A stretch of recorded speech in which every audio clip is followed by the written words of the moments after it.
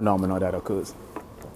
So that's multidisciplinary, that's cross-disciplinary. Transdisciplinary is where mutually exclusive disciplines converge, right? So one example is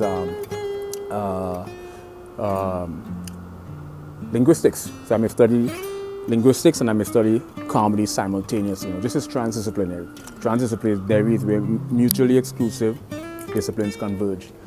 And so when you study stuff like ambiguity, uncertainty, ambiguity means indecisiveness, uncertainty, and within some syntactical context, vagueness.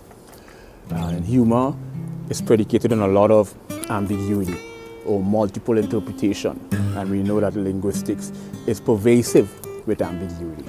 Like the word watch is a noun and a verb simultaneously. So that's cross